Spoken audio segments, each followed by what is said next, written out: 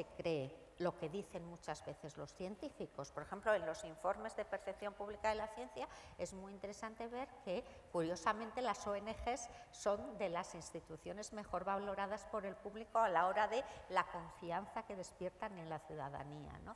Entonces, claro, a mí me plantea, y digamos por la parte de intelectual, que yo como soy de formación filosófica no soy científica, aunque me dedique a reflexionar sobre la ciencia y la tecnología, bueno, pues yo creo que ahí tenemos una parte importante de culpa, o la gente que se dedica a las disciplinas. Quiero decir, ¿por qué se cree la gente esas cosas? Primero, por falta de cultura científica, pero también seguramente porque hay una mala comunicación de la ciencia. Y esto me lleva a plantear la cuestión no para echar la culpa a mis colegas científicos, sino alguien ha dicho, me parece que ha sido Félix también, que ha dicho, es que los científicos dicen, a mí no me interesa divulgar, a mí lo que me interesa es publicar mis papers, y tienen toda la razón del mundo. ¿Por qué? Pues porque cuando un científico del tipo que sea, por cierto, no ha salido Indiana Jones y la arqueología también ha estado de moda, dicho sea de paso, pero bueno. Entonces, cuando un señor tiene que pedir un proyecto, una señora pide un proyecto de investigación, no le van a valorar la divulgación científica que haga. Lo que le evalúan, lo que le valoran son los artículos en el Easy Thompson y lo otro no. Y entonces, cuando parecía que en este país estábamos tomando la buena senda y que íbamos a valorar mucho más la cultura científica, ¿cuál no sería mi sorpresa cuando el otro día me leo el borrador el último borrador, que seguramente ha sido aprobado ya hoy en la reunión de subsecretarios y se aprobará el viernes en Consejo de Ministros? Pues resulta que la nueva ley de la ciencia, ¿cuánto le dedica a la cultura científica? 4 líneas en un borrador de 40 páginas.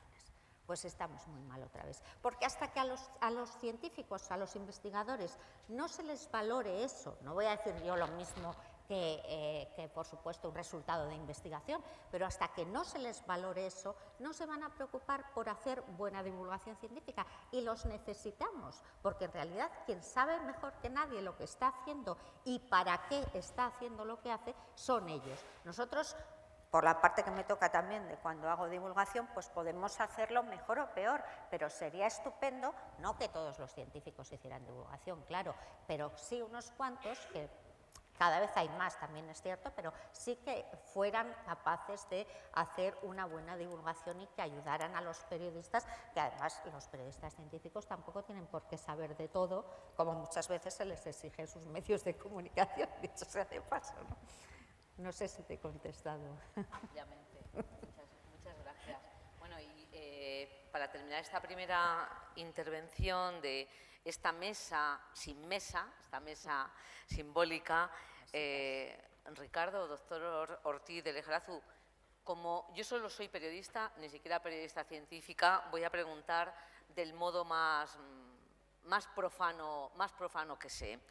Y con independencia de esto, usted nos cuenta lo que quiera. ¿Qué ha pasado con la gripe A? ¿Tenía razón la monja Teresa Forcades? Sí, la monja tenía toda la razón. Lo que pasa es que, como yo digo a mis alumnos, los virus de la gripe existen desde hace millones de años y no saben que existe la monja Forcada. Y cuando infectan a alguien tienen auténticos problemas por saber si infectan a un jefe de servicio como yo, a una monja o a un cerdo.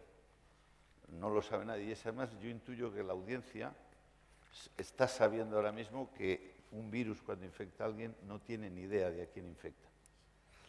Y además que los expertos, y yo tengo que decirlo que soy un experto, los expertos de gripe o los expertos en temas de estos, que son temas difíciles, pues hombre, tenemos la misma credibilidad que los expertos de bolsa, que todo el mundo, o los de tsunamis, por ejemplo, o de terremotos, que todos explican perfectamente qué ha sido el choque de la falla tectónica atlántica con la esta, pero 10 segundos después de que se haya producido el terremoto.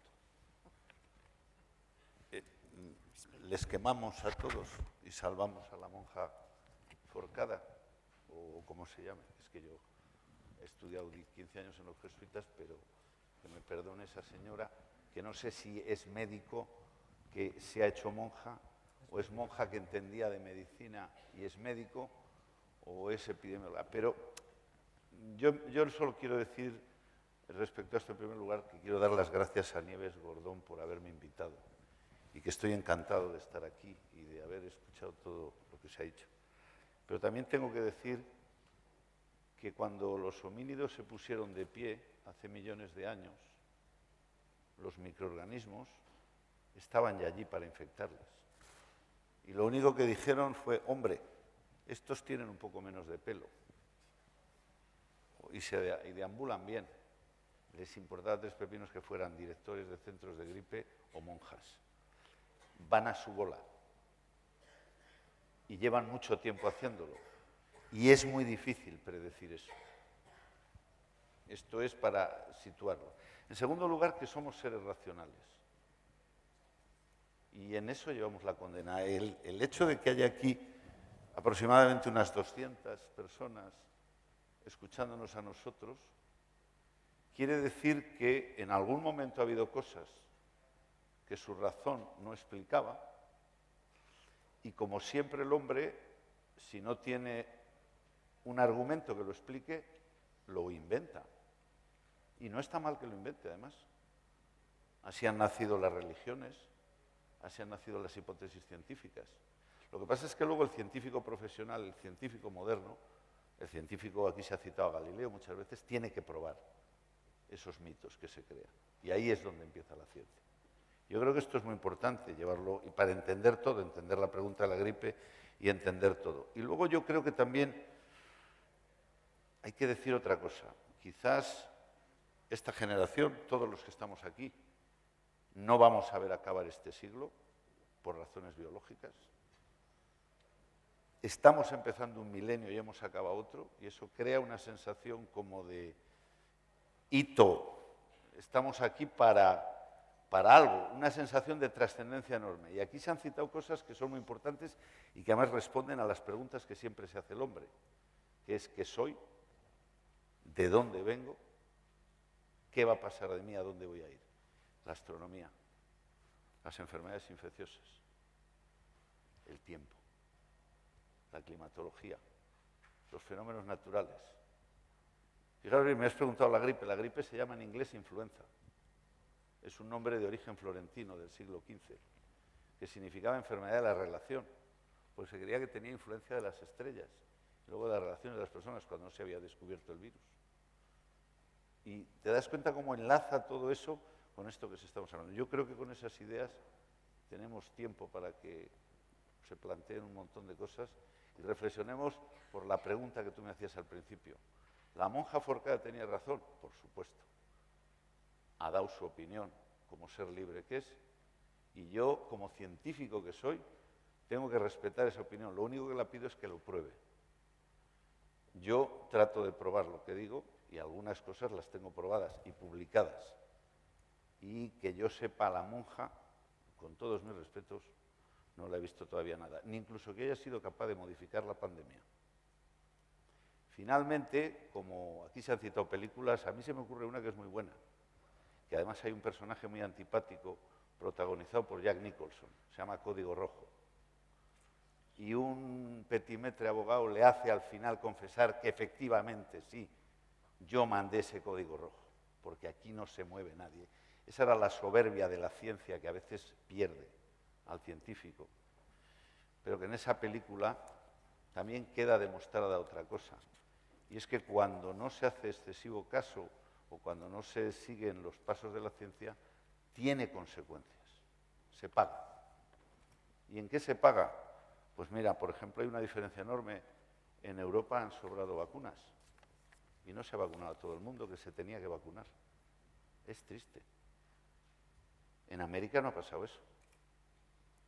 Cuando decimos que aquí la gripe no ha costado vidas, yo no lo diré jamás, porque yo he estado en un hospital y he visto que sí que ha costado vidas que no tenían que haberse muerto. Y para mí toda la vida es igual de importante, sean 1 o sean 100. Decía Bertolt Brecht que solo hay que justificar el primer judío. La muerte del primer judío es la única que hay que justificar. Las después se justifican solas. Entonces, yo creo que es muy importante esas consecuencias. Ahora no hay SIDA. Quiero decir, no hay SIDA en la prensa. No se ha hablado, aquí no se ha hablado de SIDA. No existe. Tenemos un auténtico problema en España, como en el resto de Europa. Hay un 30% de personas, y yo aprovecho para decirlo aquí, aunque tendría que hablar de gripe, pero yo me salgo de los guiones fácilmente. 30% de personas que no saben que están infectadas y que lo están. Y sigue creciendo. Estamos intentando poner a punto el registro de nuevos infectados. Se están perdiendo las costumbres de mecanismos de barrera, de defensa. Hace poco venía incluso en un medio de tirada nacional los comportamientos de los gays o de los homosexuales americanos en otro sitio. Eso todo tiene consecuencias y las consecuencias son que necesitamos una información de los medios. No puede venir de otro sitio que sea veraz, que sea comprometida, que no solo dependa de vender periódicos, sino también de informar. Y a veces informar con letras mayúsculas es muy grave. Y yo con esto yo creo que me detendría. No tengo nada más que hacer. Yo creo que quedan, digamos, un montón de cosas en el aire, pero yo creo que he terminado. A Raúl, Claro, ya que adelante. tenemos la oportunidad de estar aquí con él, ¿qué opinión te merecen las críticas que ha recibido la Organización Mundial de la Salud por exceso de celo en la comunicación de la alarma por la enfermedad? Fíjate, acabas de decir exceso de celo. Fíjate, o sea, ¿Crees que es un exceso de celo vamos a ver, la Organización o alarmismo infundado? La Organización Mundial de la Salud, para que lo sepa todo el mundo, es un organismo experto dependiente de las Naciones Unidas. Yo, como director de uno de los 3 centros que hay en España, hay 193 centros en el mundo que vigilan la gripe hasta cuando no está de moda. Yo hice mi tesis doctoral en Lyon con una beca de la OMS hace exactamente ahora 35 años, en gripe, y he llevado trabajando todos esos años de mi vida. La OMS no tiene poder ejecutivo, no manda. Podría contar un chiste, que es el del consultor, que le va a la cigarra abrumada y le dice, mira, pues es que, le dice el grillo, después de haber pagado una cantidad, usted lo que tiene que hacer es muy fácil.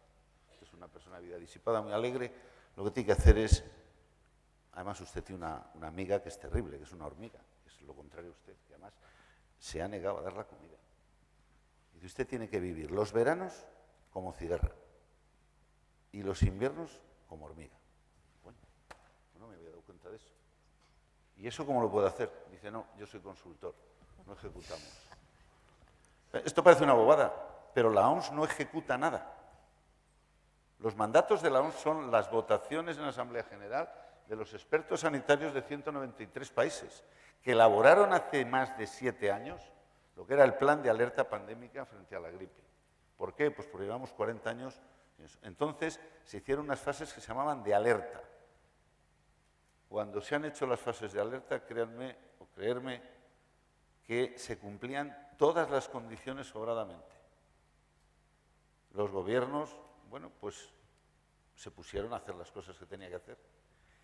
Y en algunos momentos se confundió lo que era alerta, que es un aviso para tomar medidas correctoras, con alarma.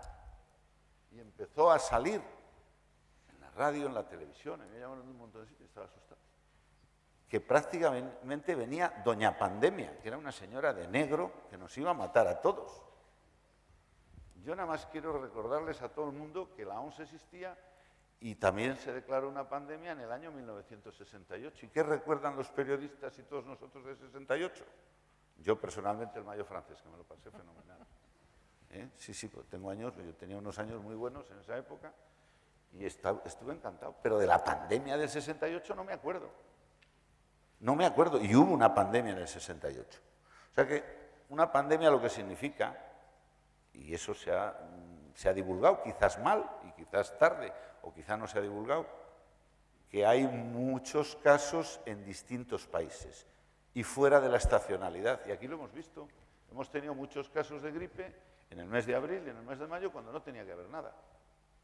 Hemos visto cómo en el mes de mayo madres alarmadas cerraban colegios. Las madres, no las autoridades sanitarias. Volvemos a la pregunta que las personas somos trascendentes. O sea, yo creo que la OMS ha hecho, digamos, los medios que tenía, el encargo que tenía por los gobiernos. Y les ha dicho a los gobiernos, oye, ahora hay condiciones, y esto es una pandemia, con lo que se había votado en las últimas, hace 5 años, se había publicitado y todos los gobiernos estaban. Lo que pasa es que luego yo creo que en algún momento pues eso se ha desorbitado. Entonces, a mí me gustaría saber quién lo ha desorbitado, porque yo, por ejemplo, no he salido en ningún medio y que yo sepa, compañeros expertos tampoco han salido en ningún medio. Lo que sucede es que yo he oído una de las preguntas que se ha repetido es ¿dónde se busca la información? Es muy difícil, es muy difícil. Ha habido un momento en la época de casos en el mes de junio, después de los casos de Torrelodones, cuando aparecieron brotes, porque todo esto hay que vivirlo. Como estamos vivos, pues la pandemia ha sido de risa. Teníamos que aparecer cadáveres colgados por la calle y llevando en burros como en el 18. La sociedad que tenemos ahora no es la del 18. Pero si alguien quiere emociones fuertes, que haya estado en México, Distrito Federal, cuando acababa de empezar el brote y hubo que parar el país, pararle durante 2 días físicamente. Diferente absolutamente a lo que ha pasado del otro lado de la frontera, en Estados Unidos, donde han tenido también un montón de casos. Acaba de salir una publicación que estiman en prácticamente 1,5 millones de casos, porque claro, una cosa es lo que se cuenta oficialmente y lo que se cuenta es limitado y otra cosa es lo que realmente se produce. Entonces yo creo que lo importante de eso es saber que la OMS es un órgano que no tiene poder ejecutivo, que lo que hace es avisar, es como si nosotros en el ordenador le avisemos que mañana nos recuerde de tal, pues el ordenador, por mucho que le digamos, nos va a despertar y nos lo va a decir. Y efectivamente va a recordar a todos los gobiernos las medidas que habían pactado y las tienen que hacer. Curiosamente, en Europa, en el mes de junio, en el mes de mayo, no íbamos a tener vacuna, no iba a haber para todos, los profesores pedían vacuna, los taxistas de Madrid pedían vacuna. Esto lo he visto yo publicado en los periódicos y no tengo ninguna duda para no creerlo, es verdad. Y sin embargo, cuando ha habido vacuna o cuando hemos dispuesto en la vacuna en el mes de noviembre, se había hecho muy deprisa la vacuna, esto lo he oído.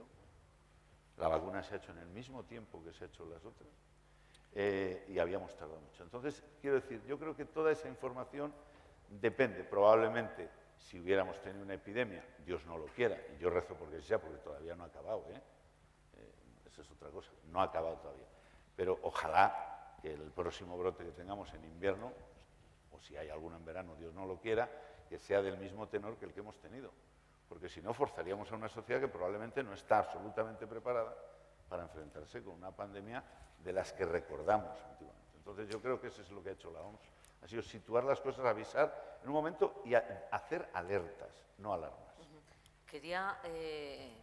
Hay un micrófono para las personas que quieran hacer preguntas, no sé cuántas podremos hacer, teóricamente estamos casi fuera de tiempo, pero bueno, como hemos empezado un poquito más tarde y como hacemos que tenemos el reloj atrasado, pues nos quedamos aquí un ratín más, si es que estáis a gusto y os apetece. Montserrat me había pedido turno de palabra y ahí lo tienes. Sí, mi opinión es que le estamos atribuyendo un papel a Teresa Forcada absolutamente exagerado. Absolutamente exagerado. No me creo que Teresa Forcada tuviera la influencia que le hemos asignado todos. Yo creo que el problema es que esa desconfianza existía. O sea, Teresa Forcada fue una voz que expresó en alto lo que mucha gente pensaba. O sea, tal como se planteó todo el tema de la pandemia, el pánico que se creó, luego aparecían, de hecho, documentos, informes médicos que decían, bueno, vamos a ser sensatos, es una gripe altamente contagiosa, mucho más que la gripe normal, pero de mucha más baja mortalidad. Entonces, de algo tan enorme que nos entró este estado de preocupación y pánico a todo, cuando ya se le empieza a quitar tanta importancia, pues bueno, aparece Teresa Forcada, que además, ya solo tanto que se nombra la monja, se le está ridiculizando, o sea, que es que incluso ha habido una campaña de ridiculizarla. Yo creo que se le está atribuyendo un papel que no le corresponde. No creo que haya tenido el poder de convicción y de generar desconfianza que se le asigna. Yo creo que esa desconfianza existía. Ahora, la razón, lo interesante es de dónde viene esa desconfianza. Yo creo que por un lado es que no hay confianza en la clase política, que creo que vivimos en una realidad en la que es factible que intereses políticos y económicos generen un montaje de este tipo. Lo planteo así como una posibilidad que creo que es real y que, bueno, entonces, bueno, ahí es donde tendría que haber habido una fuente de información buena por parte de los científicos, por parte del colectivo médico, para realmente poner las cosas en su sitio desde el principio. Otro tema, calentamiento global, que estábamos hablando antes. Si hacemos un poco de lo que conocemos de la calle, sin estudios, hace unos años, el calentamiento global fue un bombardeo intensivo del calentamiento global. Entonces fue algo que incluso era políticamente incorrecto decir, no me creo el calentamiento global, o me lo creo, pero no me creo que el ser humano sea responsable. Pero como hubo esta información tan abrumadora que realmente la gente de la calle no podemos evaluar, entonces, bueno, pues esa presión de medios también influye mucho. Entonces, bueno, ahora lo que ve la gente de la calle es un invierno que, vamos, Andalucía con un temporal que no da tregua, Cataluña pues colapsada por la nieve, o sea, entonces ahora es lógico que la gente que no ha tenido una información realmente con argumentos, con debates científicos bien presentados, dude. Y de nuevo, porque es un tema muy delicado donde puede haber intereses políticos y económicos muy fuertes. En el momento en que hay un tema que ya lleva fuentes energéticas detrás, como es el cambio climático, el calentamiento global, sabemos que hay intereses políticos y económicos muy, muy fuertes. Entonces, yo creo que eso, los científicos, los políticos, es una realidad que tenemos que enfrentar, que también en la sociedad, así como se cree muy fácilmente determinadas cosas, como astrología, etcétera, desconfía enormemente de determinadas cosas, como puede ser el momento en que hay multinacionales por medio. Entonces, yo creo que Teresa Forcade es una anécdota completamente, y que hubo algo mucho más grande que lo que ella pudiera hacer y que realmente había una desconfianza seria por parte de la población. Si no recuerdo mal, en Estados Unidos era obligatorio vacunarse. No, vamos a ver. Fíjate que el ejemplo... No, yo Teresa Forcade lo he hecho porque me lo han preguntado, Sí, pero lo he dicho. Y he dicho que creo que ha hecho bien porque ha expresado su opinión. Sí. El problema es que nosotros muchas veces... España es un país que acude presuroso en auxilio del vencedor. Y fundamentalmente del árbol caído hacemos todo leña. Y entonces, bueno, pues como hemos visto que hemos pasado ya... Uy, esto era la pandemia. Pues fenomenal. Bueno, yo creo que yo doy gracias. También hemos gastado un montón de dinero, Nada que no podamos permitirnos, que no hayamos gastado en otras cosas. Y además, yo creo que los temas de gastar dinero en salud es mejor pasarse un poco que quedarse corto. En eso creo también que debemos decirlo. Pero fíjate qué ha pasado en Francia, un país que produce un montón de vacunas.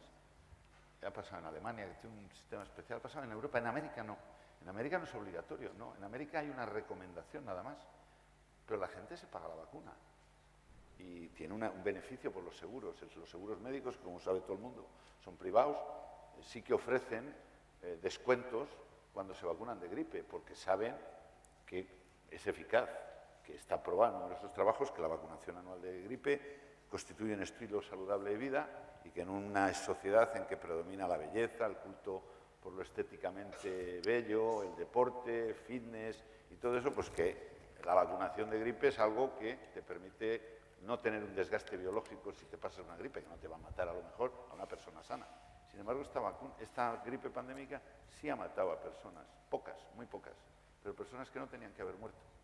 Personas de 40 años, de 41 años, personas de 23 años, personas de 10 años o de 12. Este es el tema, esto es lo característico de una pandemia.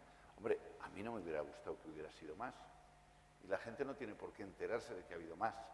Quiero decir, ha habido las que ha habido. Sí, pero lo que yo veo que quizá los periodistas, no los expertos como tú te has autodefinido, y te agradecer, tenemos que graduar el altavoz, repasando los temas de moda, pánico. Veo aquí, la enfermedad de las vacas locas fue un tema sobre el que se gastó ingentes cantidades de tinta a finales de los 90 y principios del siglo XX. Perdona que te interrumpa, Sí. y nada más un apunte.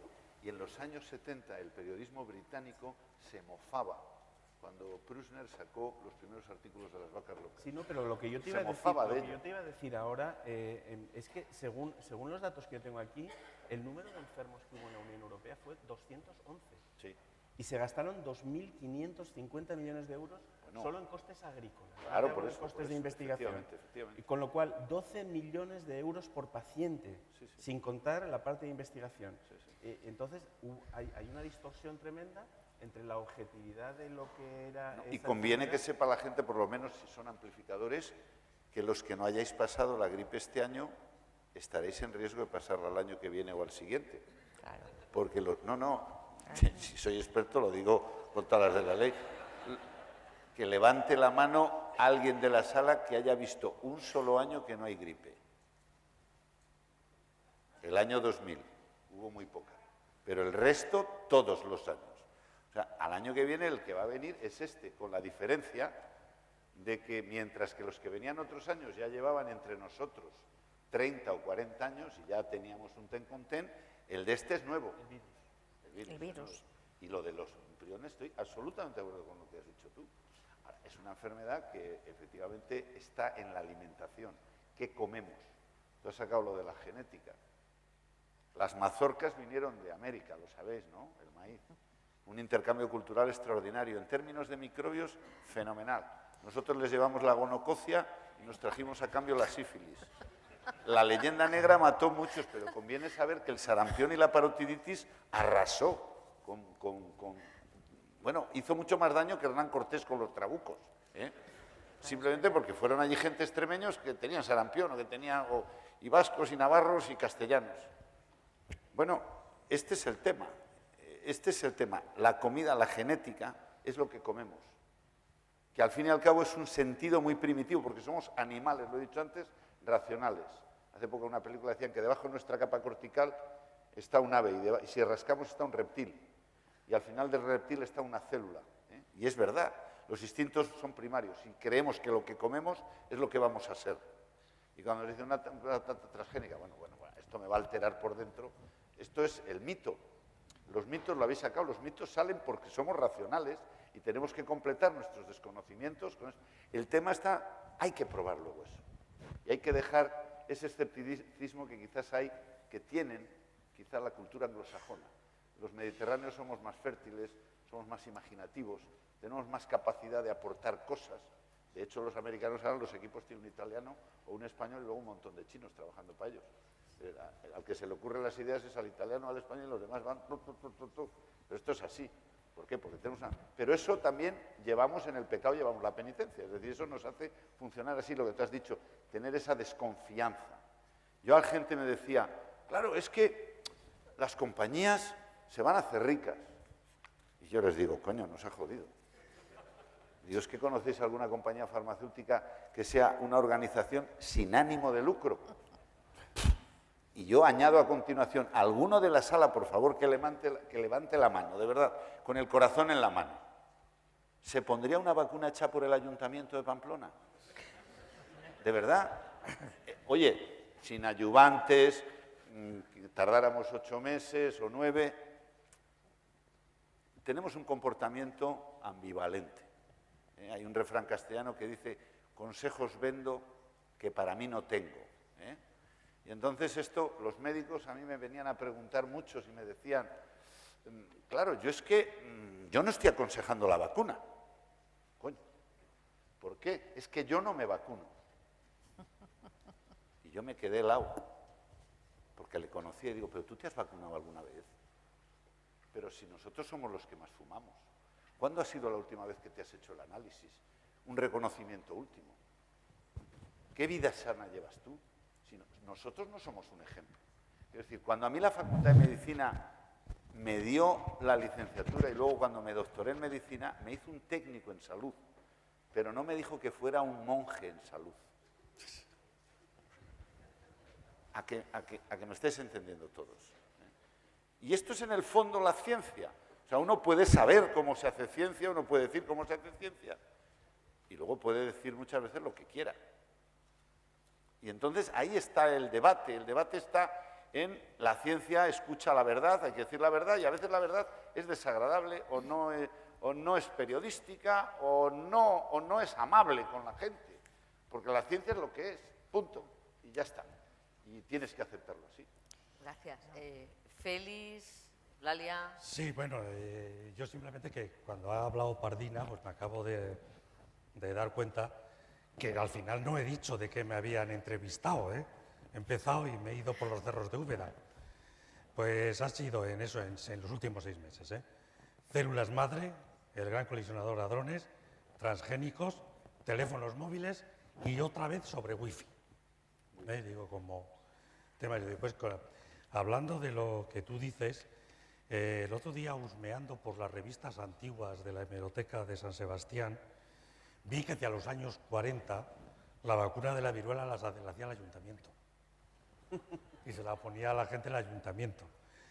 Y he recordado, y lo voy a decir así una pincelada rápida, que hace 5 años estaba a punto de desaparecer el sarampión, se consideró una enfermedad que iba a acabar en 5 años y debido al miedo... No, en estos momentos hay en Bulgaria, eso es una notificación que he recibido yo antes de ayer. Y en Inglaterra. 8.000, en Bulgaria, 8.000 y pico casos y 53 muertes.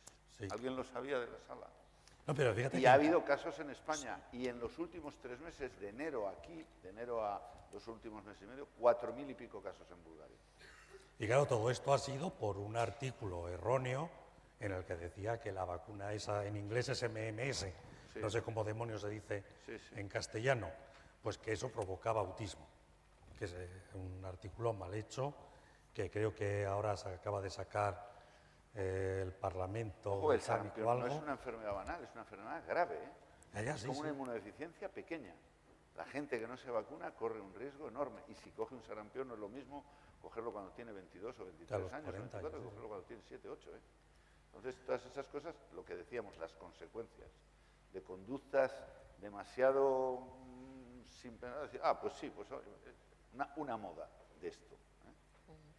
Eulalia. Sí. Bueno, yo es que estaba pensando, según hablaba Raúl, cuando decías esto de los españoles, los italianos, somos así, somos desconfiados. A mí me preocupa ese tipo de generalizaciones porque puede conducir a cierto fatalismo, ¿no? Y más que de nuestra cultura árabe. Bueno, pero hay que preguntarse por qué. Y también tenemos que pensar, no solo por la cultura árabe, que también tenemos otras influencias, ¿no? Entonces también tenemos que pensar cuál es nuestra historia y cuál es nuestra historia reciente. Entonces, quiero decir, porque el problema de eso es que conduce a un fatalismo, porque puedes decir, bueno, pues es parte de nuestra cultura, pues no podemos hacer nada y entonces, pues, ¿para qué estamos aquí, no? Entonces, a mí me preocupa, yo quiero decir, por supuesto, no es una cosa que yo lo que voy a decir sea esa la única respuesta ni el único factor importante, pero quiero sacar esto a relucir porque tiene que ver con el tema del Congreso en el que estamos. Nosotros no olvidemos que venimos de una historia muy reciente de una dictadura donde la prensa no era libre.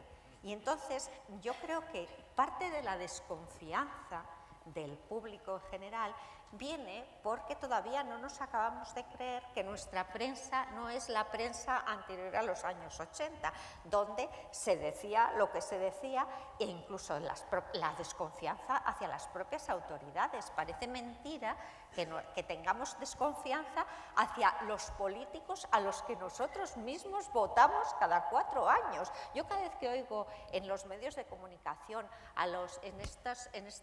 estos programas de participación ciudadana, donde va la gente, los políticos son no sé qué, es como cada vez que cojo un taxi en Madrid y me ponen a parir al alcalde Gallardón, porque está Madrid lleno de obras. Oiga, ¿y quién le vota? Porque yo no he cogido todavía ni un taxista que me hable bien de Gallardón y resulta que arrasan en las elecciones. Entonces, es decir, tenemos que plantearnos este tipo de cosas porque también tenemos que pensar en cómo hacer para generar confianza en los medios de comunicación y en concreto en los medios de comunicación científica para que no sucedan este tipo de cosas. Lo de la famosa monja, que por cierto yo me he enterado hace poco, a mí me parecía demencial. A nosotros nos enseñaban en filosofía de la ciencia que las explicaciones ex post facto no son explicaciones, entonces, que era lo que tú te referías antes, efectivamente. O sea, a toro pasado es muy fácil decir lo que ha sucedido. Ahora preguntémonos, ¿qué habríamos dicho del Ministerio de Sanidad si no hubiera encargado Claro. los miles de dosis que Claro. encargó y en No, vez de las y luego hay otra pocas cosa. muertes que ha habido, hubiera habido 10.000. En una sociedad democrática yo creo que la prensa es el primer poder, Exacto. por encima de todos. Y hay que decirlo sin tapujos, porque si no la gente va a creer que somos idiotas. Que nos han llamado aquí y no tengo ni idea. La ciencia, hoy día la prensa es el primer poder. ¿Por qué? Pues porque es, pretendida o no pretendidamente, la voz del pueblo, la voz de la gente. Y de hecho, la gente tiende a leer una entrevista o tiende a leer un artículo de un periódico cuando ve que está respondiendo o que está preguntando a las cosas que él mismo preguntaría a esa persona. Cuando alguien está en la televisión siguiendo una entrevista buena o en la radio, es porque el entrevistador está preguntando lo que él le preguntaría a esa persona. O sea que es el primer poder. Y claro, inmediatamente cuando eso se dispara, el segundo poder, que es los políticos y el gobierno, se disparan. Y entonces en muchos momentos, probablemente a lo mejor, con los primeros yo estoy en el comité, soy un miembro nato como director, estoy en el comité de preparación del plan pandémico. Llevamos trabajando desde hace 5 o 6 años o 7, cuando nadie hablaba de nosotros, redactando el plan pandémico español, etcétera, etcétera. Pero yo cuando he visto a la ministra afrontando con las dos personas ahí, pues tengo que decir que a mí no me gustaría haber estado en su puesto. Porque realmente es mucho más cómodo, y tengo que decirlo, estar de científico que estar de ejecutor, de responsable, y al que le van a ir los tiros. Y claro, si ese día en el periódico lee uno, que no va a haber para todos, inmediatamente me voy allí y voy a comprar cuarto y mitad, me vas a poner bonita, que con el medio kilo no tenía suficiente. Y al día siguiente va y más. O sea, esto es así, yo creo. Estoy de acuerdo contigo con eso. Yo creo que es un resorte muy importante. Quizás, a diferencia de otros países, enlazando con la idea, no sé qué pensáis los demás, a mí me da la impresión, yo he estado en Inglaterra, he estado en Estados Unidos, he estado en países anglosajones que tienen una cultura muy puritana, tú dices ambivalencia, el fatalismo mediterráneo, que yo creo en él, pues somos algo árabes, ¿no? Luego tenemos otras cosas, pero la cultura esa puritana, victoriana, de los países anglosajones, y sin embargo, una especie de libre pensamiento del why not, ¿por qué no?, a todo. O sea, se puede decir lo que sea hasta cierto momento en la trama científica. Y en la prensa, ¿os habéis dado cuenta? Hay una prensa que es tabloide, que ya se sabe que esa es la que no hay que creer, que esa la compra uno para divertirse, y luego la prensa, los journals, los newspapers, que son la prensa, la que alguien lea en el Times o en el Herald Tribune y vamos, lo cree a pie juntillas. Es que lo recorta y lo pone en un libro y lo da en clase. Y esto yo creo que todavía, en España, todavía no hay esa prensa, y la prensa que hay tiene que hacer los dos oficios, y a veces es difícil en un periódico saber cuándo se está de broma y cuándo no se está. Yo creo que las páginas científicas de los periódicos que tienen son páginas que se leen, yo creo que creo yo, no sé, me gustaría oír a alguien de la audiencia. Yo creo, aquí como estamos tan iluminados, vemos al auditorio en penumbra y probablemente hay alguna mano que quiera hacer de una persona que quiera hacer una pregunta, no sé, no vemos bien y tampoco sé por ahí, ¿no? Allí hay un bosque. Incluso alguien que ya tiene el micrófono en su poder o no, o que lo dice muy alto y da igual. Y allí otros. Uy, cuántas manos. Bueno, a ver si somos capaces de responder al mayor número de personas, somos ágiles para...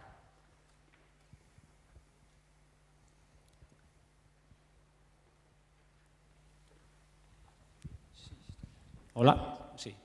Nada, yo únicamente reflexionar, veo el punto de vista de la ciencia, pero veo que muchas veces se olvida la perspectiva de los medios desde cómo actúan ellos.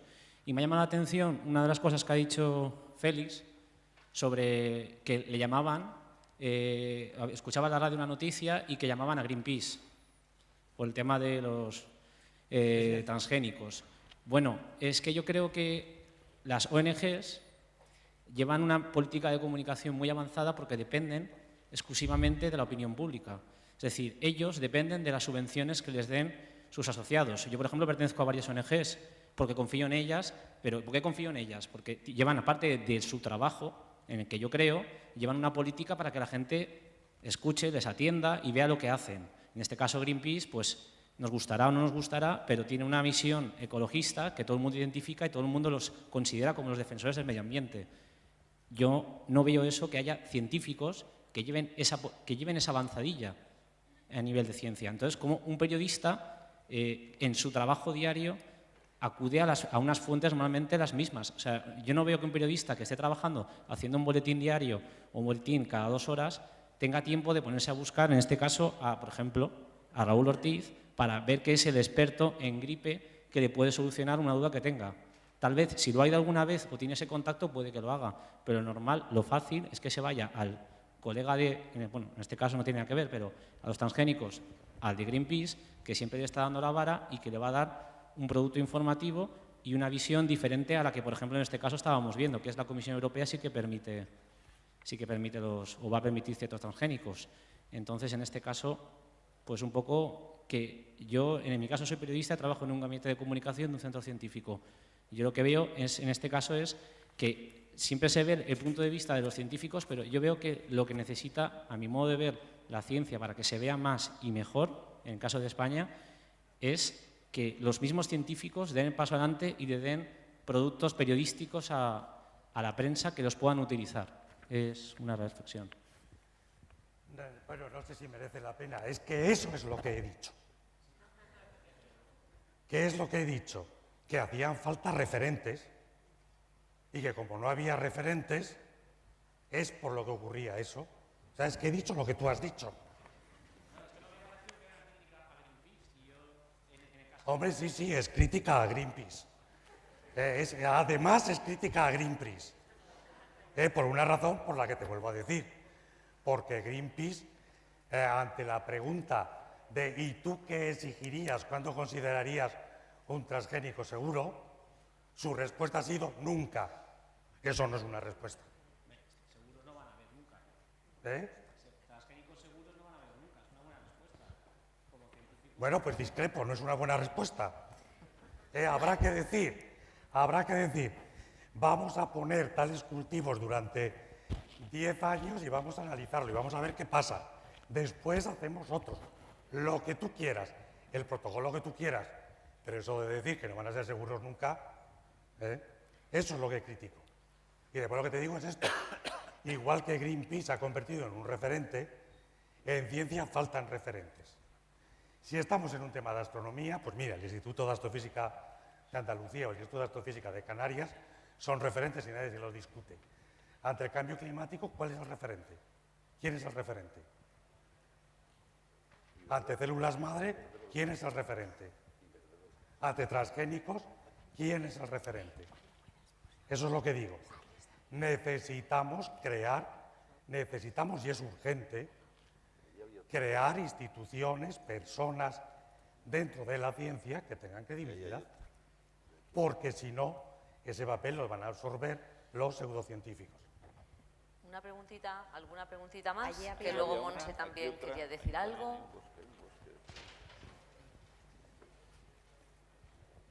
Al respecto, por lo que comentáis de la referencia científica y lo que comentaba también Eulalia, decía que no se valora suficientemente la divulgación científica.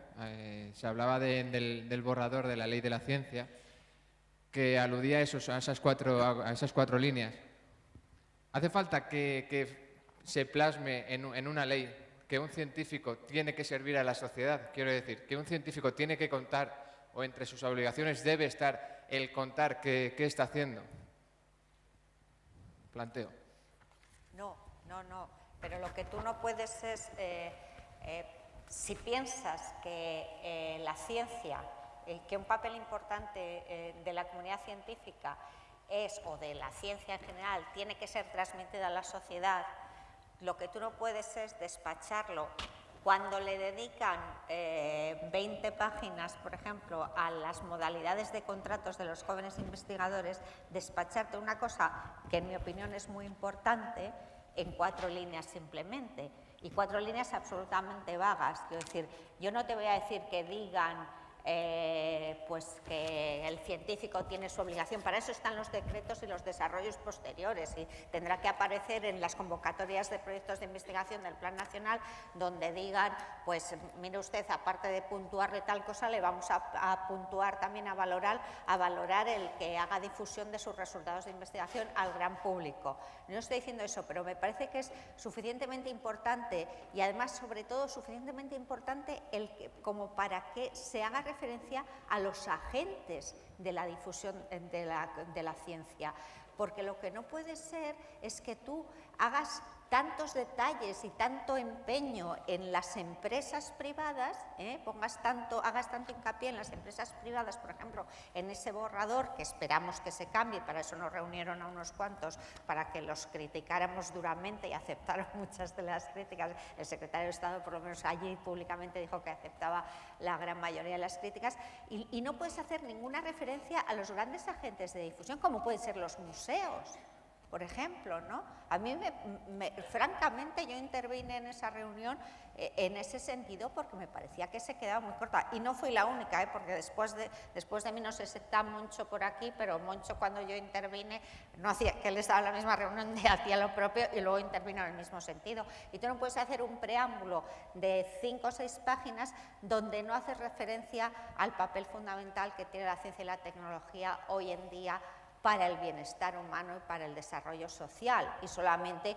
para la cuestión empresarial y económica. Vamos, es que no sé, a lo mejor es que soy muy idealista y tengo una idea muy así de que la ciencia es un bien público y demás, pero... El tema, yo creo que esa idea la compartimos. No te oigo, perdona. Esa idea la compartimos. Ahora sí. No. Decía que esa idea yo creo que la compartimos todo, que la ciencia es un bien público y que se debe divulgar, yo creo que la compartimos. Pero más allá de que debiera tener más líneas dentro de esa ley de la ciencia, la cuestión se planteaba, cualquiera de nosotros o cualquiera de los investigadores no debe asumir sin la necesidad de que esté articulado en una ley que la sociedad debe conocer qué es lo que está haciendo. Esa es la cuestión que quería plantear, vamos. Yo creo para esa referencia que comentaba Félix Ares. Yo te voy a contestar. A mí, ¿Sí? yo he aceptado aquí pues porque una buena amiga de Valladolid, que me pidió un favor al principio de la conferencia del tema de gripe, que diera una conferencia en el Museo de Ciencia de Valladolid, y yo acepté pues porque la verdad es que acababa de salir y yo tenía tantas dudas como los demás y disfruté enormemente. A mí me da miedo cada vez que yo hablo con algún medio de comunicación, y además al final las personas se planteamos, bueno, ¿yo qué gano con esto? Divulgar es muy difícil. Divulgar ciencia es dificilísimo. Yo creo que es otra ciencia. Porque una cosa es el científico que producimos ciencia, creamos verdades científicas. Y a veces se lo digo a la gente que dirige una tesis doctoral. Tesis doctoral, cuando el paso de los años, se va a quedar en una frase, en un libro, un guión, pero habrás contribuido a ello. Y de eso te tendrás que sentir orgulloso. Pero luego divulgar eso no es muy difícil. Entonces, realmente una cosa es explicar y dar clase, y otra es, no sé, en Salamanca, que son muy educados, dicen que al que sabe, buen viaje, y al que no, buena suerte. Bueno, me gusta que aquí queden muchas manos, pero me piden que vayamos terminando. Es un poco también por respeto a las personas que todavía tienen que intervenir en la sesión de hoy, por Julieta Fierro, también porque después está el Teatro Cósmico. Me da pena las manos que se quedan en alto. Yo creo que es un síntoma de que las personas que están a mi derecha y a mi izquierda eran muy buenas, ha interesado lo que han dicho, y bueno, pues ahora las agarramos a la hora del café y les seguimos preguntando. Pero Montse quería hacer un apunte que va a ser el apunte final, así que casi contigo damos por cerrada esta mesa. Yo hablo como investigadora, entonces, que a mí como investigadora se me diga es tu obligación transmitir y divulgar lo que haces en tu investigación, la primera reacción que yo voy a tener, como la tenemos todos los científicos que queremos divulgar ciencia, es ¿qué apoyo me das? O sea, no es solo que sea nuestra responsabilidad. La divulgación científica no se hace por 0 euros ni se hace a base de voluntarismo. En el año de la astronomía, de hecho, si se ha movilizado tantísima gente tenemos a favor la astronomía, que es que apasiona, pero ha sido porque la mayor parte de la gente se ha movilizado de forma desinteresada, o dando charlas, o saliendo a la calle. O sea, ha habido un efecto de voluntarismo enorme, pero la divulgación científica no tiene por qué ser eso. Entonces, los investigadores tenemos pues, una serie de responsabilidades asociadas con la investigación, publica. Lo que estábamos diciendo antes de la valoración en el currículum es completamente cierto. Entonces, si se pretende que esto revierta en la sociedad haciendo buena divulgación, se necesita apoyo, gente formada. No tenemos por qué ser buenos en divulgación científica. No todo el mundo tiene por qué saber divulgar. Se necesita gente con buenos contratos de periodismo científico, de divulgación científica, que nos apoye en ese sentido. Pero dejo para la reflexión unas cifras. La convocatoria general de ayudas de FECID es una convocatoria a la que todos tenemos oportunidad de acudir para hacer todo tipo de divulgación científica, a la que vamos museos planetarios, investigadores, etc. Sale cada año. Yo creo que en los últimos años, quizá tú puedes concretar cifras, pero las convocatorias han sido de 4 millones de euros, 4.100.000, etc. El total que se pide por parte de las entidades que quieren hacer divulgación científica pasa de los 40 millones. Y a esa convocatoria sabemos que vamos a pedir ese dinero teniendo que justificar que hay otras fuentes de financiación. O sea, no todo lo pedimos a FECID. Entonces, una convocatoria de divulgación científica que genera unas expectativas de 40 millones para las que hay 4 millones, eso está diciendo, bueno, hay que invertir más dinero en divulgación. Entonces, yo creo que yo estoy de acuerdo, es responsabilidad de los científicos hacer divulgación científica.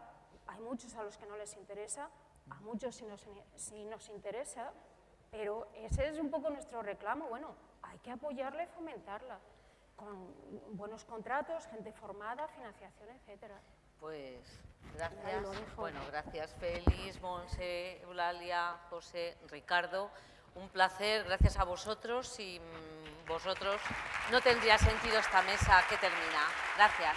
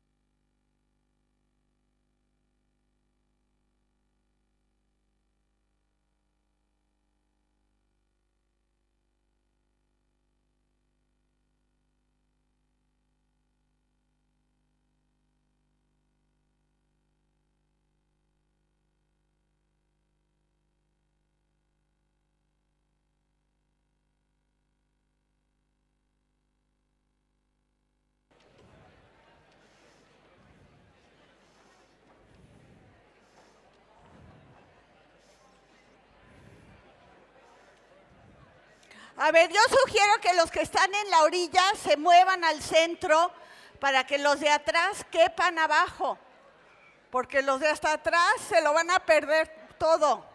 Tienen que estar cerca de mí. Nada, pues si no quieren. Son como chiquitos, como estudiantes de prepa, te fijas, rebeldes sin causa. No me creen. ¿Ah? Se me ya, bueno, ¿sabe? Sí, teme eso. Bueno, la música sí corrió. Los del sonido ahí arriba, la música ya está, ¿sí funciona? No funciona. Es otro señor diferente. Ok, bueno. ¿Los de la música ahí arriba me escuchan? No, no me escuchan. Bien, ya. Bien, gracias. Más cerca, por favor. No sé, los que están hasta atrás, les conviene estar más cerca.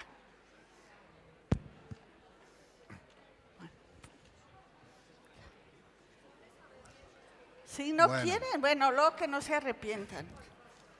A mí me han encargado que presente a Julieta Fierro a este espectáculo y antes de que se acabe el espectáculo quería presentarla.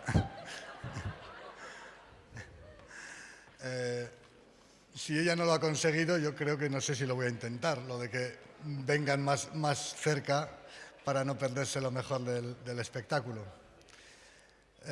Bueno, en los libros del Congreso tienen un breve currículum de Julieta. No lo voy a leer, pero sí recomiendo que ustedes se lo lean, porque la verdad es que es digno. No hay muchos currículum que se puedan leer que ponga lo que pone en eso que pone en el libro del Congreso. Cuando uno se acerca un poco a Julieta tiene una sensación, no es fácil de explicar. Decían ven porque no es fácil de explicar. Decían de Federico García Lorca que él era su mejor obra. Esa es un poco la sensación que tiene cuando uno se acerca a Julieta. Tiene algo especial. Su currículum está ahí, su obra, ahora vamos a ver una pequeña muestra. Solamente quería dejaros con una persona realmente especial que nos va a hacer seguro disfrutar mucho. Es todo tuyo. Gracias, gracias.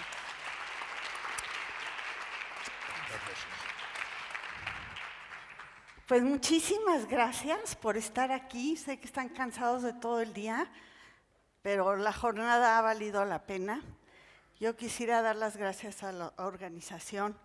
Sé lo difícil que es planear un evento de esos, la cantidad de preocupaciones. Y bueno, yo fui una pesadilla más en sus vidas. Muchísimas gracias. Y bueno, espero que lo que les platique hoy les sirva para su práctica periodística. Antes de que se acaben, aquí hay unos libros para la Biblioteca del Planetario que podrían servirles. Bueno, entonces me pidieron que hablara de la ciencia como espectáculo. Espero poder cumplir ese propósito. Voy a empezar por la conclusión, porque después se le olvidan a uno esas cosas.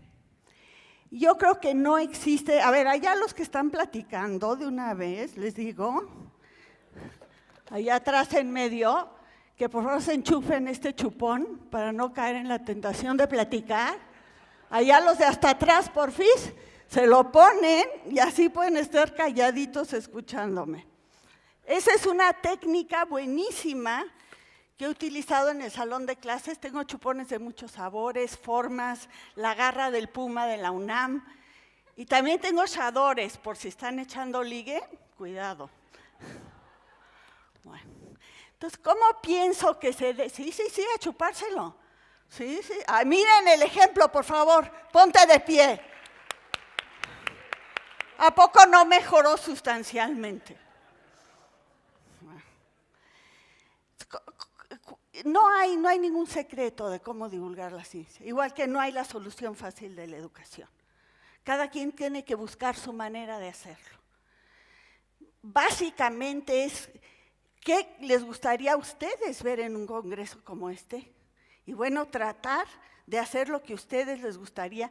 Yo pienso que eso es lo mejor, porque si copiamos a otro, pues vamos a hacer el segundo mejor. Y es mejor buscar lo propio. Yo creo que vale la pena experimentar. Muchas veces se equivoca uno, pero si uno no hace nada, pues no se equivoca nunca. Mi experiencia de cada 1000 cosas que se hacen, en 100 lo hace uno fatal. Y en 10, vergonzosamente horrible.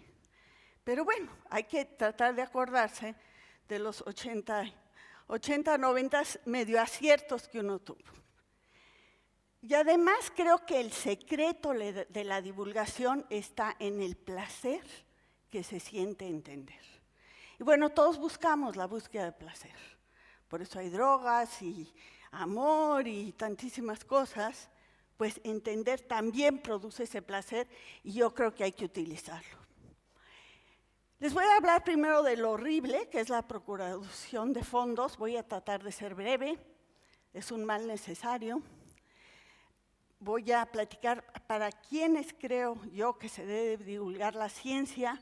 Voy a dar un par de ejemplos de cómo le hago yo para divulgar, que no necesariamente es la manera en que hay que hacerlo.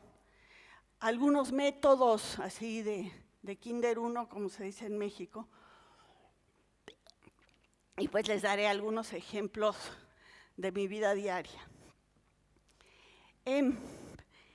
Yo creo que es esencial la divulgación de la ciencia. Y el motivo es que los adultos de mi edad ya en muy raras ocasiones podemos regresar a la escuela. Y todo el conocimiento que tenemos a partir de los 30, 40 años es gracias a que hay divulgación del conocimiento. Así es que la educación informal, que es la divulgación, debería ser una parte fundamental de los proyectos educativos de una nación, porque si no truncamos las habilidades de conocimiento de los adultos. Para hacer divulgación se requiere inteligencia, trabajo, recursos, en fin, muchísimas cosas, pero voy a empezar por los recursos. A uno le gustaría poner su puestecito de limonadas en la puerta y que con eso alcanzara para hacer divulgación, y no es el caso. Se necesita una inversión fuerte para hacer divulgación de la ciencia. Y en mi opinión, lo ideal es contratar a un profesional en procuración de fondos. Sé que Nieves lo hace solita, pero bueno, tiene talentos naturales. El procurador sabe dónde están las fuentes, sabe cómo llenar las solicitudes, porque cada donador exige cosas distintas. Hay algunos que con mandarles un email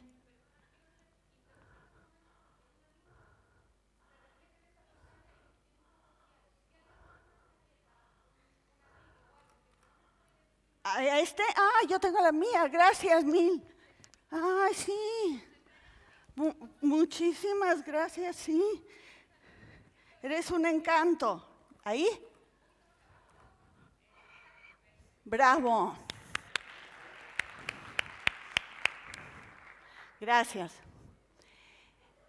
El procurador de fondos necesita tiempo para entender qué es nuestro proyecto. Así que si se le contrata, a los 3 días no va a llegar con la idea genial. Hay que pagarle varios meses hasta que llega a cuajar la idea. Y él tiene que, además de entender nuestro proyecto, descubrir cuál va a ser la llave para abrirle el corazón al donador. Y hacérselo saber, y además que los recursos son inmediatos, lo necesita uno ya. Hay millones de causas nobles en el mundo. Así es que hay que ser muy hábil para conseguir dinero para educación, que finalmente es un proyecto de largo plazo. ¿Qué busca el donador? Pues prestigio, estatus, algo que el dinero no pueda comprar. ¿Qué hacen las bailarinas del Bolshoi? Pues invitan al donador a cenar con ellas en el proscenio. Eso nada lo puede pagar. Y bueno, uno tiene que encontrar su manera particular de premiar. El donador quiere que los fondos se utilicen para lo que fueron destinados, no para salvar una empresa que está a punto de quebrar, no para pagar un salario para una persona medio gris que ande por ahí, sino para el proyecto para el que se lo solicitó, es decir, cuentas claras. Y bueno, eso es en cuanto a procuración de fondos, ya acabé la parte horrible. Después, ¿qué tenemos que hacer nosotros cuando nos embarquemos en un proyecto de divulgación? Primero, tener muy claro cuáles son nuestros objetivos. ¿Yo qué quiero? Los objetivos íntimos, esos los vamos a guardar bajo llave, en nuestro diario, en la caja fuerte, pero necesitamos saber qué queremos hacer nosotros, qué queremos lograr. No importa el tipo de valor que este sea. Y después tener muy claro a dónde queremos llegar públicamente. Porque es muy fácil perder el rumbo cuando uno se involucra en un proyecto de divulgación. Y todo el mundo tiene grandes ideas y grandes opiniones, así es que hay que mantener el rumbo fijo para que logremos en un tiempo razonable lo que pretendemos hacer. Bueno, ahora pasaré a la parte de a quién tenemos que hacer divulgación. Bueno, pues antes que nada hay que hacer divulgación entre científicos. Seguramente todos saben que hay este acelerador de partículas europeo que va a ayudar mucho a entender las leyes básicas de la física. ¿De dónde surgió este proyecto? Bueno, pues es de astronomía. Vamos a suponer que yo llego aquí a la orilla del universo. ¿Qué hay? ¿Un hoyo? ¿Un monstruo que me come? ¿Una salchicha? ¿Qué hay? Entonces esto de la orilla a nadie le gusta, a los marinos de Cristóbal Colón tampoco les gusta. Entonces la orilla no. Entonces, pues un universo muy grande. Pero ¿qué le pasa a un universo muy grande? Bueno, lo mismo que le pasa a estos dulces. Conste que les dije que se acercaran, ¿eh? Cada uno de los dulces siente perfectamente la fuerza de gravedad. Vamos a suponer que el universo fuéramos todos nosotros, cada uno quietecito en su lugar, inmóvil. Y aquí hay un hoyo negro guapísimo que se me aproxima, entonces localmente aquí aumenta la fuerza de gravedad. Entonces tú te caes encima de nosotros y tú encima de nosotros, muchísimas gracias, y todo el universo terminaría colapsándose sobre sí mismo. Es decir, una condición necesaria para que exista el universo es que se esté expandiendo. Si no, termina todo cayéndose sobre sí mismo. No solo se está a velocidad constante, se está acelerando. Y este es el problema que se llama el problema de la energía oscura. ¿De dónde viene la energía para que todos los cúmulos de galaxias, que son los dibujos que están en el logo de este congreso, esas figuritas alargadas que vemos, justamente muestran al universo, que es como un baño de burbujas gigante que se está expandiendo, y lo que queremos es encontrar esa energía oscura, porque tendríamos una cantidad de energía para todo. Así es que sería extraordinario. O sea, que en general los astrofísicos tomábamos la física de los físicos y la aplicábamos al universo. Pero ahora los astrónomos estamos descubriendo cualidades de la naturaleza que los físicos no nos pueden ayudar a explicar. Y esto hace que el conocimiento avance. Es decir, la ciencia es multidisciplinaria. En otras palabras, el universo es casi todo energía, se llama energía oscura, no sabemos qué es. Además, casi toda la materia que vemos los astrónomos no sabemos qué es tampoco. En pocas palabras, conocemos menos del 1% de lo que existe en el universo. Así es que hay trabajo para mucho tiempo y noticias para largo. También tenemos que divulgar ciencia hacia la población, para que sepan para qué estamos aquí. Uno de los aportes del Instituto de Materiales de la UNAM fue una pintura antigrafiti. Y un dentista preguntó que si se podía aplicar a los dientes. Y resulta que sí. Entonces ya los que fumamos y bebemos café, nos ponen la pinturita esta antigrafiti y tenemos sonrisa Colgate, no sé aquí cuál sea el dentífrico más moderno. Es decir, la ciencia sí tiene aplicaciones inmediatas. Ahora, ¿por qué es tan importante este vínculo entre la ciencia y la industria? Nosotros durante siglos fuimos cazadores-recolectores. Yo pasaba por aquí, tomaba esta flor, me comía un cachito, la tiraba, venía aquí, hacía un incendio, devastaba el bosque, venía acá, me comía los frutos de no sé qué. Y así éramos. Por eso somos ladrones de naturaleza. Estamos habituados a tomar lo que se nos antoja. Pero ¿qué ha pasado? Ya somos tantos humanos que ese sistema de depredación sin reflexión ya no nos funciona. Tenemos que transformarnos a la innovación. La innovación produce productos, como este abrigo, que a todos nos beneficia, que todos podemos comprar y que nos permite tener abrigo sin matar a un oso polar. Es decir, el aporte de la ciencia básica tiene que ingresar a la industria para que la industria haga innovación. Por ahí en la mesa anterior decían que los científicos tienen que platicar lo que hacen. No, claro que no. Muchos son secretos industriales.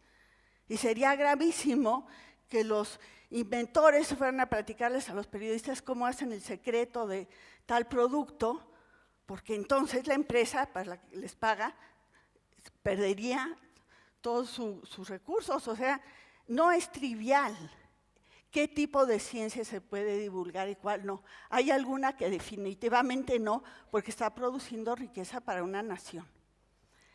Pero también hay que divulgar entre estudiantes. O sea, no basta decirles no a las drogas, hay que decirles, bueno, pues si comes chocolates, haces el amor y escuchas música bonita y lees algo interesante, te va a sentir igual de bien. Bueno, hay que dar alternativas. No solo eso, a los jóvenes necesitamos darles mensajes claros. En México hubo un anuncio que decía solo con tu pareja. Y entonces a los idosos les preguntaban, bueno, ¿qué no sabías que solo con tu pareja? Sí, pero yo cambio de pareja cada semana.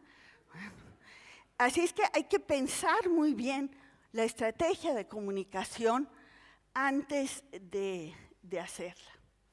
Bueno, vamos a dar un ejemplo de la utilidad de la física. A ver, necesito un hombre que venga. Un señor, vente. Muy bien, un valiente. A ninguno me lo voy a comer, ¿eh? No se preocupen por eso. Bueno. Entonces vamos a suponer que él quiere ser el marido ideal. Entonces yo le pido que por favor me haga un tendedero como los que a mí me gustan, con la línea muy estiradita. ¿Ok? Ese es mi tendedero ideal. O sea, aquí viene mi pantalón, el gancho para ropa, y por favor, tiéndeme el pantalón, en mi tendedero ideal. Se está poniendo nervioso, ¿eh? A ver, se cae. ¿Y por qué se me cae el tendedero ideal? Con lo bonito que está, lo traje desde México. Eso no sirve, la ropa se me va a fruncir ahí en el centro. No, ese no es, no es el tendedero ideal. ¿Por qué no sirve ahora sí, ayúdame a estirarlo. ¿Por qué no sirve un tendedero ideal? Porque la fuerza del pantalón es hacia abajo, y si pongo así el tendedero, pues los hilos ejercen una fuerza hacia arriba igual. Pero conforme yo voy estirando el tendedero, cada vez la componente de la fuerza hacia arriba es igual, más pequeña hasta que se hace cero. Por más bien que haga el tendedero, se va a pandear. ¿Cuál es la solución? Pues ponte de espaldas, porfis. Porfis se dice en México. Ya sé que estoy hablando mexicano, pero bueno, te pones de espaldas. Entonces, ¿cuál es la solución para que él pueda tener sus brazos perfectamente horizontales? Pues es tener espalda de gancho de ropa, ¿verdad? A ver, ¿te puedes voltear? Sí, ya te puedes voltear. ¿Te puedes voltear?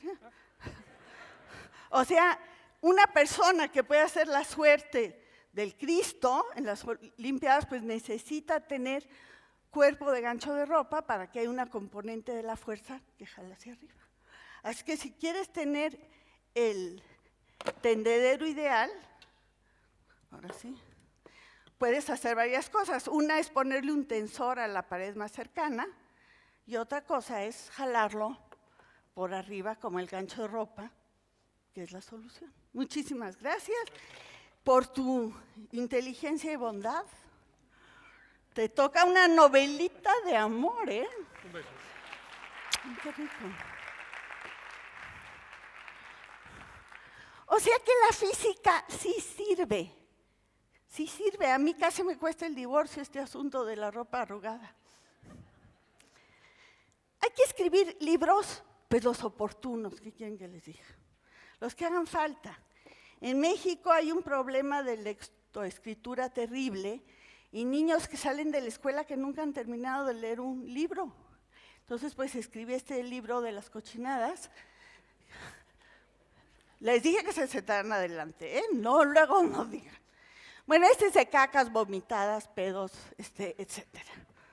Les voy a poner un ejemplo de lo que no está en este libro, pero está en el Opus 2, que es lo importante que es sacarse los mocos. O sea, algunos investigadores se preguntaron por qué nuestro dedo cabe perfectamente dentro de la nariz. Y se dieron cuenta de lo siguiente. Si yo voy a un lugar nuevo aquí, por ejemplo, acabo de recoger una cantidad de gérmenes y microbios, olvídense del amarillito que nos pusieron en la bolsita. No, aquí es una cosa terrible. Si yo me saco un moco, de esos que son duritos de la punta y aguados de atrás, me rasgo ligeramente la mucosa nasal y resulta que es el lugar de nuestro cuerpo que más antígenos tiene de todo el organismo, más que la vagina, el ano, la boca. Y entonces, ¿qué pasa? Yo me autovacuno a la hora de sacarme un moco. Así es que es muy importante cuando viajemos, vacunarnos. Tiene la ventaja de que no duele, de que es específica la vacuna. No necesariamente hay que hacerlo en público y tiene que ser con cuidado, porque no se les vaya a pasar la mano, se imaginan, sería terrorífico. Bueno. Hay que divulgar también hacia las mujeres, sobre todo en el mundo en desarrollo, porque al menos en México el factor más importante en la calificación de los niños de la escuela es la escolaridad de la madre. Una madre educada en general tiene hijos que les va mucho mejor en la escuela. Y hay muchas cosas que las mujeres queremos y debemos saber, así es que hay que apoyarlas.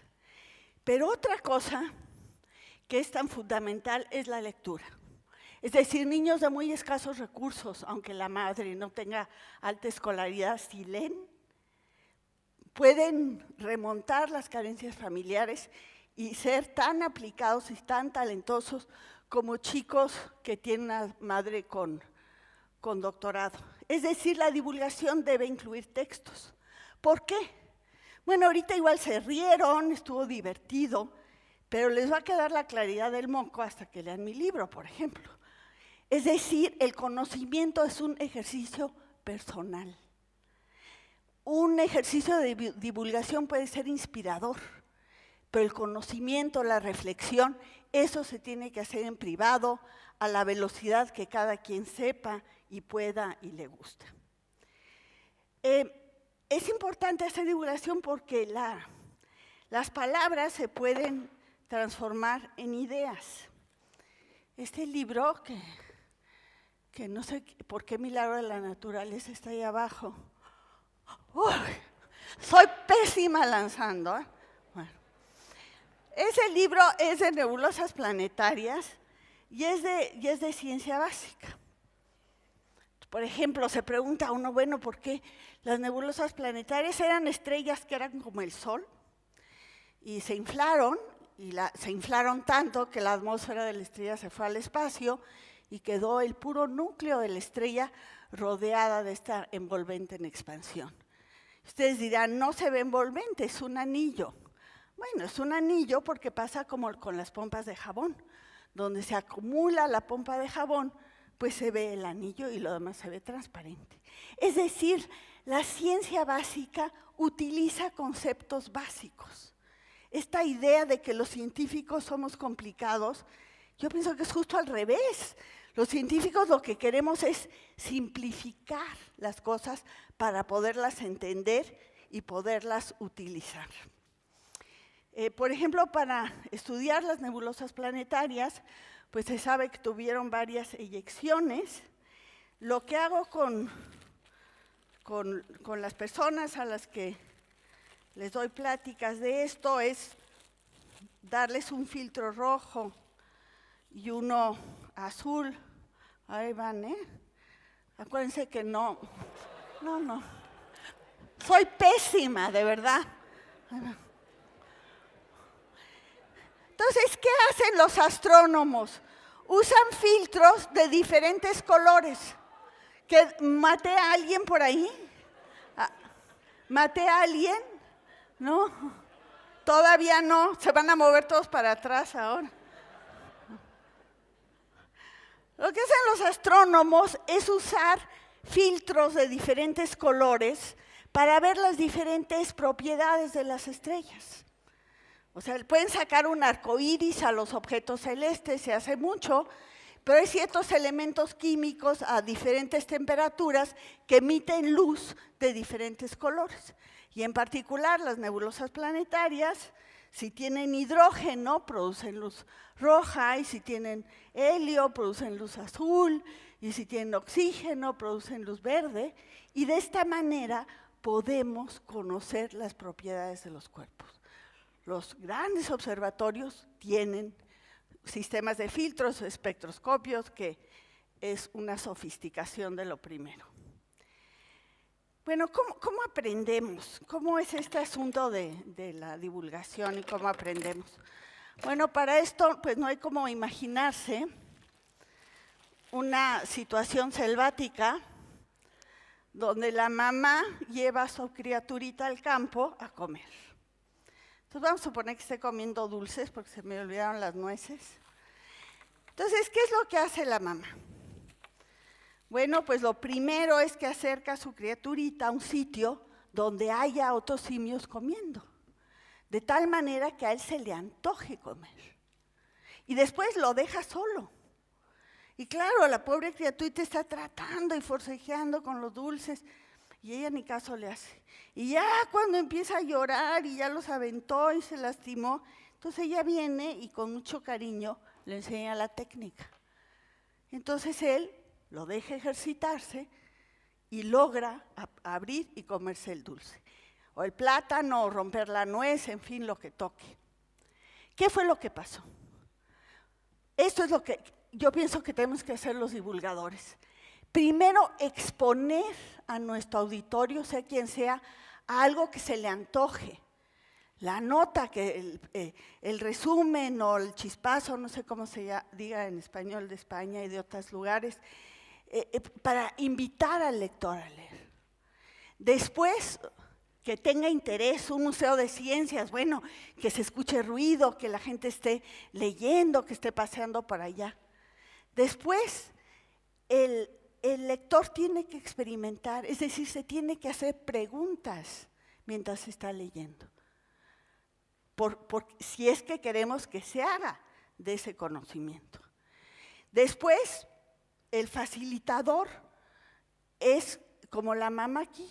En un museo de ciencias puede ser uno de los anfitriones, en una nota periodística pues tener el correo electrónico a disposición para tener retroalimentación de los lectores, en los programas de radio y televisión pues teléfono abierto.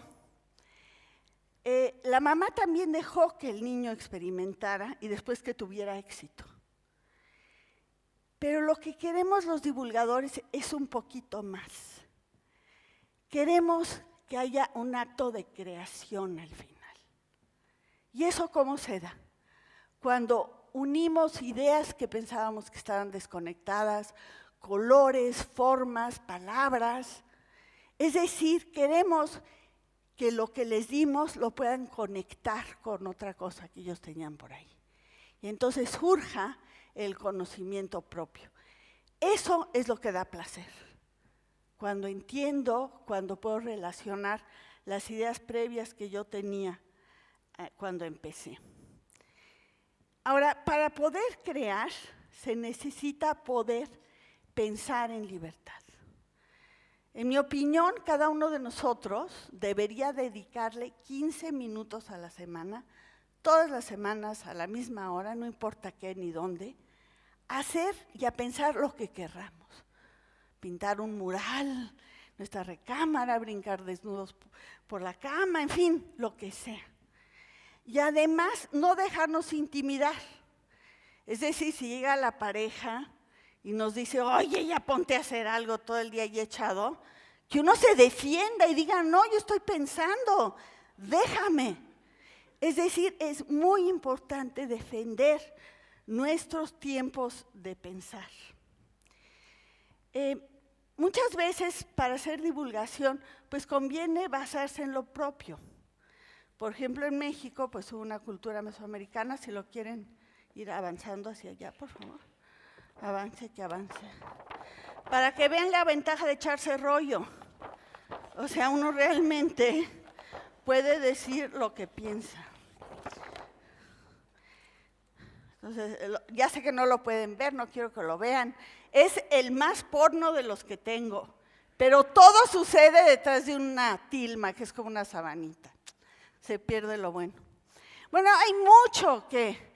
Por eso cuando entré a la Academia de la Lengua, hice mi discurso como rollo, muy a la mesoamericana, como ven. A ver, tú me viste con curiosidad, va. Pásaselo, porque esa sonrisa merece el rollo de la Academia de la Lengua, que es un rollo, ¿eh? Ay, te voy a dar otro a ti. Aquí